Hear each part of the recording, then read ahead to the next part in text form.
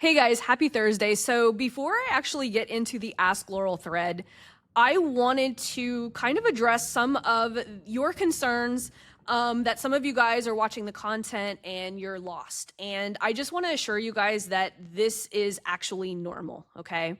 You have to remember that I have over 20 years of advertising experience. I started working in television. And so what's actually in this course is over 20 years of advertising experience. And I know this is a course that's very different than any ads course that you've taken before. And there's a reason for that, right? You're probably here because you maybe tried ads before and they didn't work. And what I'm hoping to accomplish with this course is giving you guys all of the nuances, all of the expertise so that you can actually start to get results with ads, because the ads platform itself, pushing buttons, isn't hard. It's just wrapping your head around this methodology. And if there's a way that I can simplify it even more, I think I've accomplished that via Monday's workshop.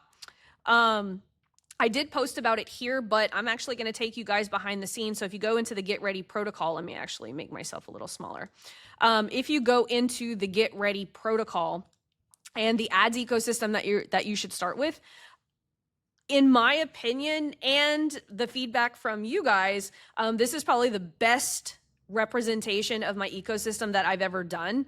And I actually gave you guys a resource because I know a lot of people, you'll watch the videos, but then you're like, I don't want to go back, keep going back to the videos. I actually made you guys, this guide is like 24 pages long, and it literally has all of the metrics, all of the scripts, everything that you guys need to know about the ecosystem, how it works, all of the campaigns. So a lot of you guys could actually just follow this guide and not ever have to follow the program course, but I don't recommend that. I recommend going through the program, but this boot camp right here will help so many of you guys start to understand the moving parts of it. And you just got to give yourself a little bit of grace because, guys, this program, actually, Julie Chanel told me this because I was showing her my program and she's like, Laurel, she's like, you have literally packed in so much information and you're talking at a PhD level. And so this program is literally like getting a PhD in advertising. And I thought that was like such an amazing compliment. And so if you're new to marketing, if you're new to advertising, give yourself some grace because this is a skill that as a business owner, you have to master. This is not a, I might need to do it. You need to, especially going into 2025. And so I'm here to help you guys. And so keep asking questions, keep watching the material. But I guarantee the best way to actually move forward is by watching one video, executing the one tactic that I'm teaching in that video, get your data, and then come to the Ask Laurel thread and get feedback on that. That is by far the best way to get results with this program, okay? So I'm gonna go ahead and dig into the Ask Laurel thread for this week. Just as a reminder, please, please, please make sure that you're reading the rules underneath the Ask Laurel thread because sometimes my team has to go in and delete questions because they violate the rules. The rules are pretty simple. They're laid out. There are no dumb questions, just lazy ones, and we do not approve lazy questions here.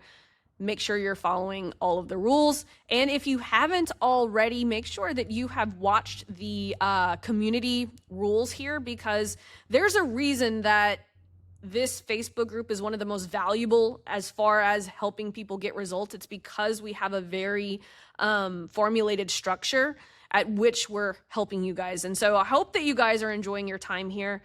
And for those of you guys who are discouraged because you haven't, quote, gotten it yet, give yourself some grace, give yourself some time. I am here to help you guys. Like I said, you know, I worked over 20 years in advertising for television. And so a lot of the stuff that you guys are learning here is going to be sustainable for you. These are not like shortcut tactics that only work right now. As a matter of fact, I've been running this same ecosystem for business owners just like you for over 6 years now. Nothing much has changed about it. And so that's proof that this is something that is very sustainable. So anyway, just wanted to go into the Ask Laurel thread. I am going to order it as for all comments, and we will rock and roll. So let's see what we got here. Lee says, hey all, brick and mortar question. Couldn't see on the training how often we should be boosting posts each week.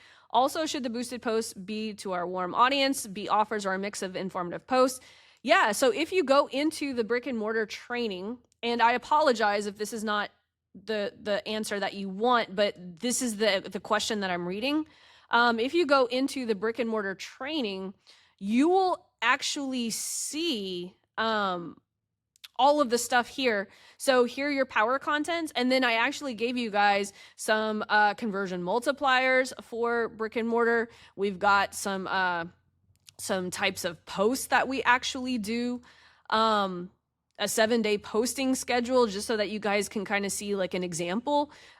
Everything that you need in order to run my system for brick and mortar is here. We've got, here's how to create the retargeting audiences, how to boost on your Facebook page.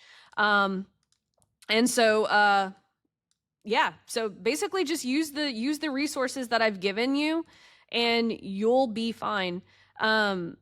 Whenever I work with clients, we boost every single post. So everything that they're doing on their business page, we're boosting it for $1 a day, $2 a day.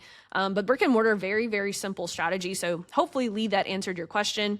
Mike says, hey, Laurel, in the organic foundation lessons, day 3, let's see. So organic foundations lessons, day 3. I'm going to go find that. Okay. Why I use these instead of a lead magnet at 6:18, you talk about the best value bombs being step-by-step cheat sheets, swipe files, or tools. My question has to do with the different marketing sophistication and awareness levels of my prospects. See further below for a summary of the levels for everyone else's benefit. It seems to me that value bombs you suggest work well when your prospects are already solution aware or even product aware. Giving them tools to get them a quick win result in 5 to 10 minutes works well in those stages, but what about when they're more in the not problem aware or problem aware stages? In this case, the power content and the value bombs would need to be more educational because they first need to understand their problem before your solution can make sense. Do you agree with me on the above statement? Yes, and this is why, like in the fitness space, like calculators make sense. Wealth space too. Calculators are amazing to get people to understand. But yeah, checklist, guides, anything that's going to help them understand the problem, 100%.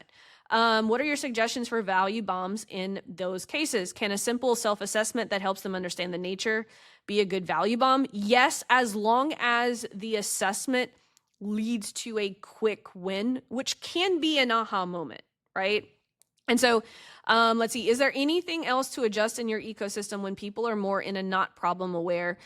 So basically what you want to do is if people are not problem aware or solution aware, you're going to have to do more education up front. And so that's why the ecosystem comes in handy, because not only are you actually delivering content that's going to nurture them into full clarity and certainty, right? Because the first part that you have to do is you have to deliver them into clarity. If they don't understand, and this is where a lot of you guys are stuck, is you're not being clear on the problem that you solve. And so you have to be able to identify that. So thanks, market sophistication levels. The first stage, not problem aware awareness. Audience has no idea they have a problem or need. Messaging, focus on introducing the problem or need and why it's important. So you have to focus on when people are not when they're not problem aware, you have to focus on what are they experiencing versus the problem, right? Because, so for instance, right? So if people are trying to start a business, right? They're not solution aware over what type of business that they want to run, right? And so we need to give them clarity, right? So let's say someone just wants to start a side hustle, but they don't know what type of business that they need to run. You would probably need to run some education content. And honestly, I don't like focusing on the first stage of awareness. It's just the hardest bucket at all. That's why a lot of make money online offers are so hard to convert, because you have to take someone from leaving their 9 to 5 into convincing them of a business model, and then they don't have marketing experience, they don't have anything at all.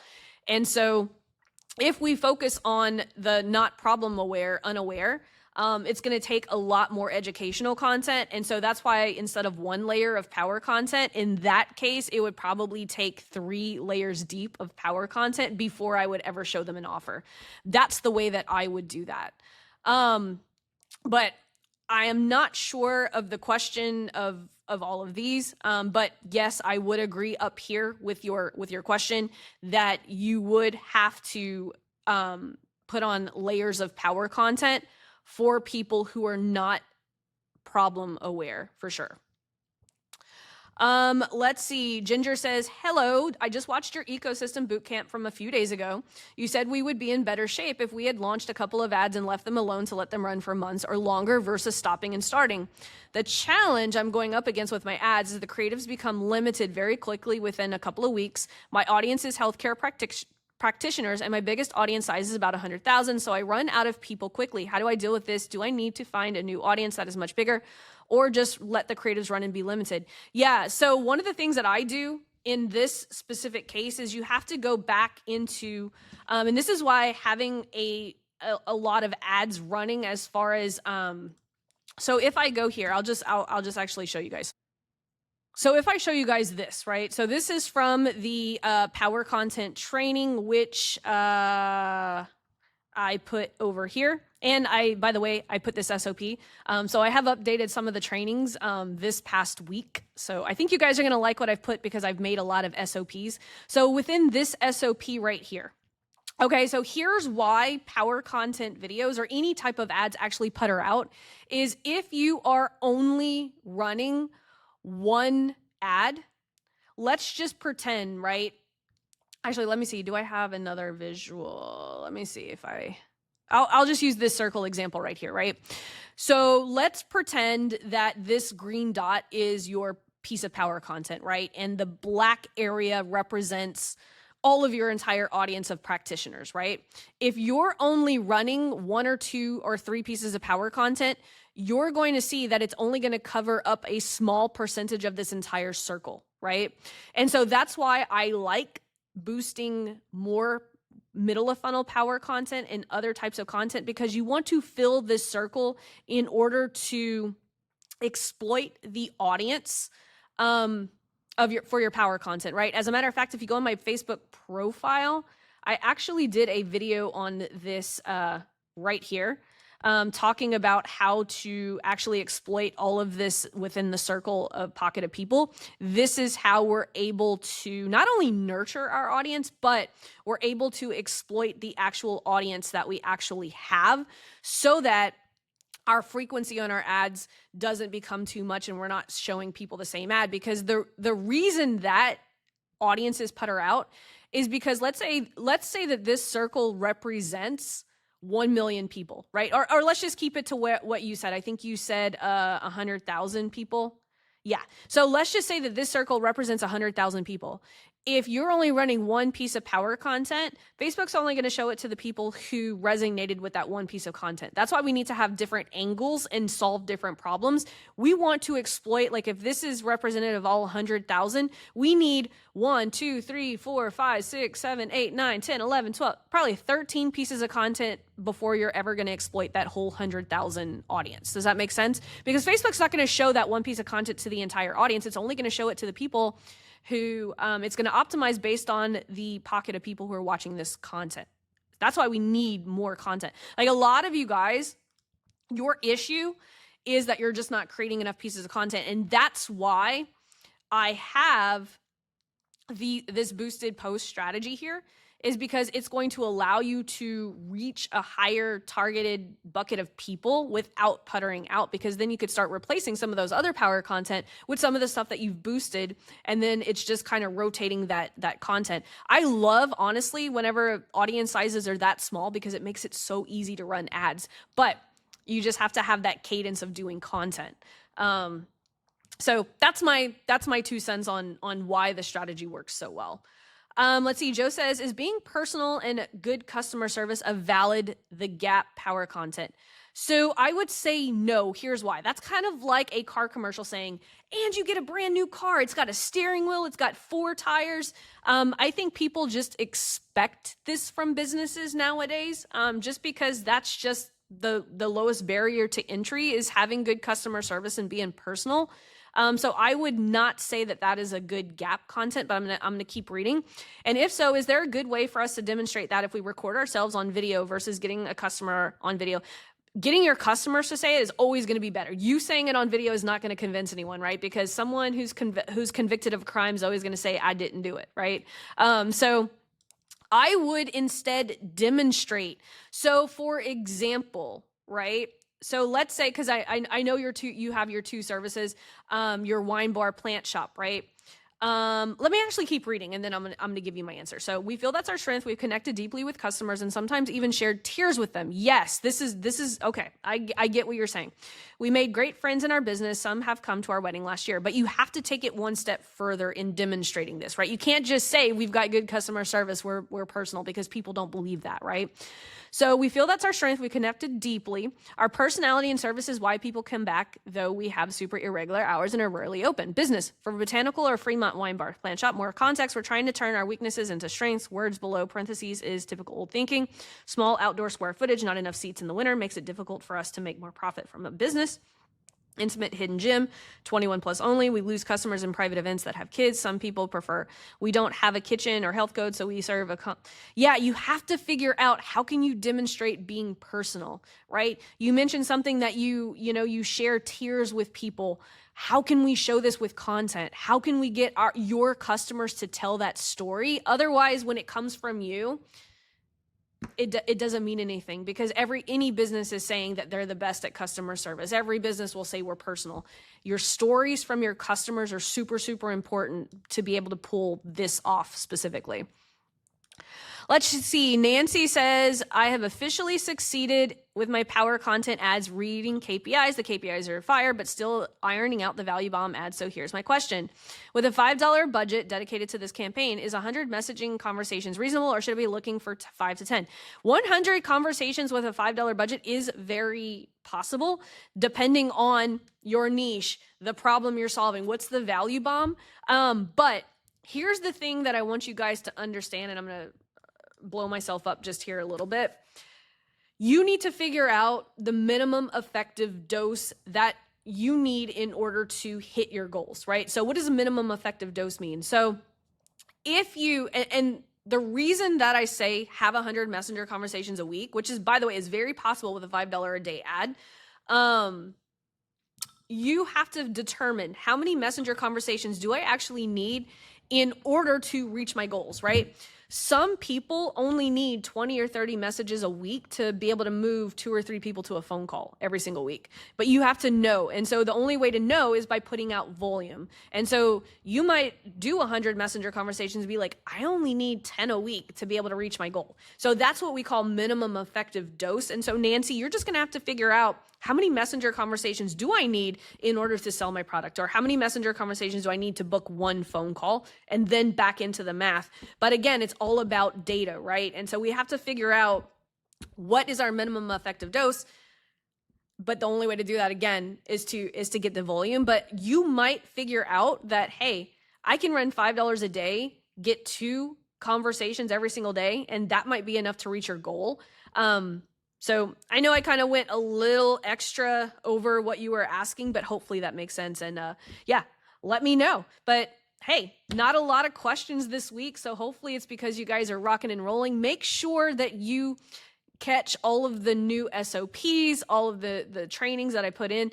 If you are still confused over the ecosystem, highly, highly, highly recommend this new bootcamp video that I did on Monday. And again, I created an SOP.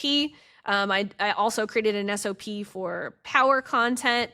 So I'm in the process of creating SOPs for this entire system. My goal is for you guys to be able to go through the course one time and then just use the SOPs to reference, and so you don't have to sit there and watch videos over and over and over again. But yeah, I love every single one of you guys. Like I said in the opener, give yourself grace. This program is kind of like getting a PhD in advertising. And so you have to remember, I've got 20 years of advertising. That's all I've given you guys, everything inside this program. And so, yes, it's a lot harder to comprehend than most ads programs, but hey, most ad programs don't get people results. This program gets people results. You just have to fight through it, do the work, attend these Ask Laurel threads every single week, attend the 2 Zoom coaching calls, come and ask questions. Yeah, I am here to help you however I can be helpful. I love every single one of you guys, and I will see you guys next week.